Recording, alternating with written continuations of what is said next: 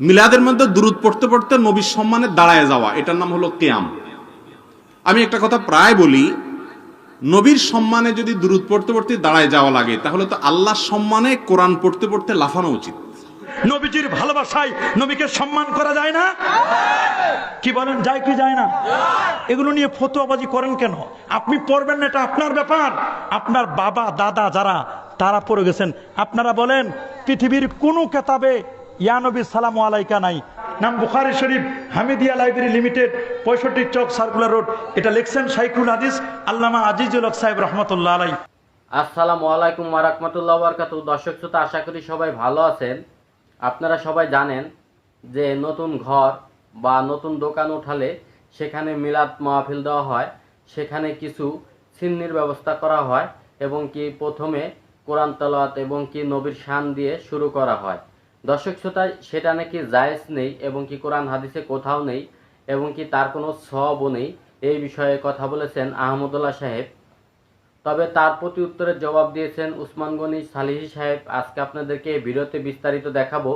আপনারা যদি আমার চ্যানেলে নতুন হয়ে থাকেন, অবশ্যই চ্যানেলটি সাবস্ক্রাইব করবেন এবং কি আপনার মূল্যবান মতামত কমেন্ট বক্সে জানিয়ে যাবেন। দর্শক শ্রোতা, কথা না বাড়িয়ে প্রথমে চলুন আহমদুল্লাহ সাহেব তিনি মিলাদ নিয়ে কি বলেছেন সেই ভিডিওটি আমরা দেখে আসি। নতুন ঘর বাড়ি করার পর কিছু লোককে দাওয়াত দিয়ে মিলাদ পড়ে ঘরে ওঠা কি শরীয়ত সম্মত? এটি কি কোনো ফজিলত আছে? এরকম কোনো বিষয়ের নির্দেশ কোন হাদিস আমাদেরকে দেয়নি। তবে হ্যাঁ, নতুন ঘর বাড়ি করার পর আপনি আত্মীয় স্বজন বন্ধু বান্ধবকে দাওয়াত দিয়ে আনন্দ করার জন্য বা আনুষ্ঠানিকতা করলেন, সেটা ভিন্ন বিষয়।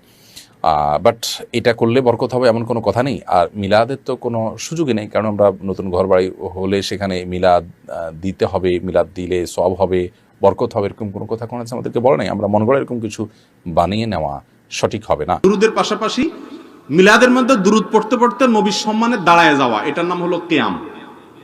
আমি একটা কথা প্রায় বলি, নবীর সম্মানে যদি দুরূদ পড়তে পড়তে দাঁড়ায় যাওয়া লাগে, তাহলে তো আল্লাহর সম্মানে কোরআন পড়তে পড়তে লাফানো উচিত।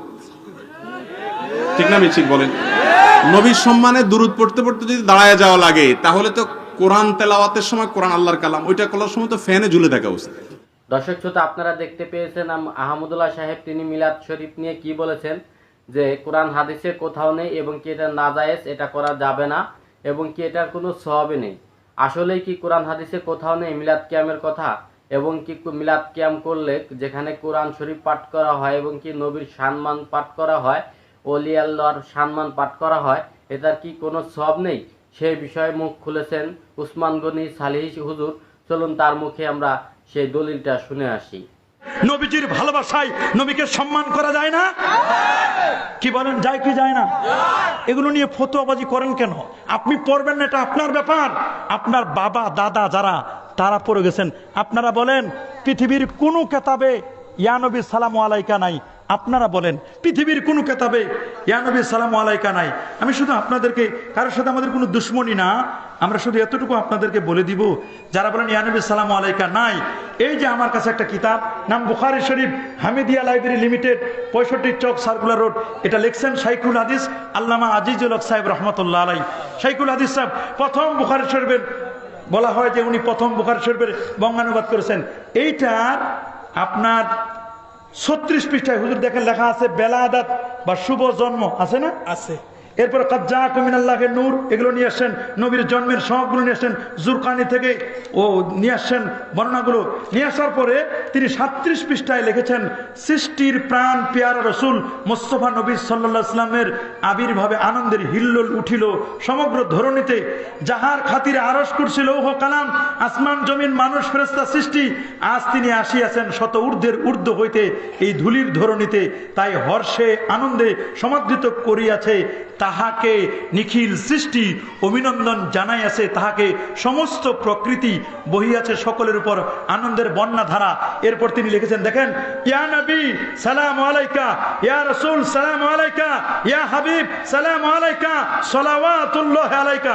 এবার অনুবাদও করছেন, হযরতের শুভ জন্ম উপলক্ষে অলৌকিক ঘটনাবলী আলোচনা করছেন, বিশাল 30 পৃষ্ঠা ব্যাপী জন্ম বৃত্তান্ত আলোচনা করছেন।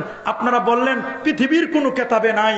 এই যে বুখারী শরীফের বঙ্গানুবাদ করেছেন শাইখুল হাদিস আল্লামা আজিজুল হক সাহেব। ইয়া নবী বললে এটা যদি গ্রামারে ঠিক না থাকে, ইয়া নবী বললে যদি শিরক হয়, এটা যদি বেদাতে সাইয়া হয়, তাহলে আপনাদের শাইখুল হাদিস আল্লামা আজিজুল হক সাহেব হুজুর তিনি কি বেদাতি ছিলেন? তিনি কি গ্রামার জানতেন না? গ্রামার না জানে কি বুখারী শরীফের বঙ্গানুবাদ করেছেন?